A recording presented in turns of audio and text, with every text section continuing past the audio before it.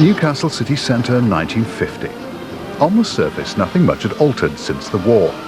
The trams here trundling up and down Northumberland Street were soon to be replaced by trolley buses. To us, the shops would seem bare.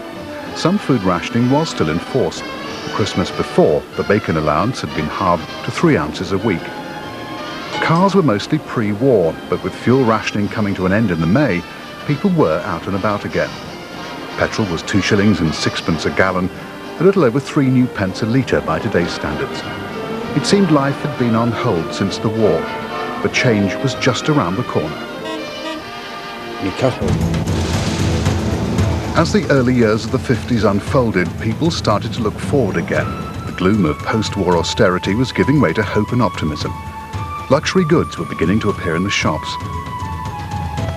People had money in their pockets. The average wage was around £350 a year. Now travelling showmen were taking to the roads again. Circuses and fairs had been laid up by the strict fuel rationing, but now they began to reappear, advertising their presence with colourful parades. The war had done them a great favour. The departing American forces had left much equipment behind, including lorries and diesel generators.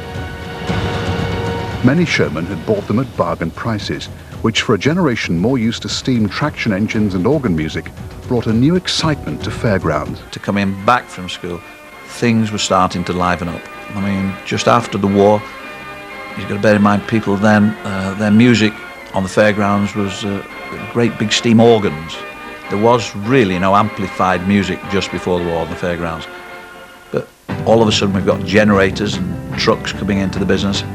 And I would think music was as big a turning point on fairgrounds as anything. People remember, you had to change the needle in those days for every record, this wonderful music. And all of a sudden there was a fresh excitement around the fairgrounds.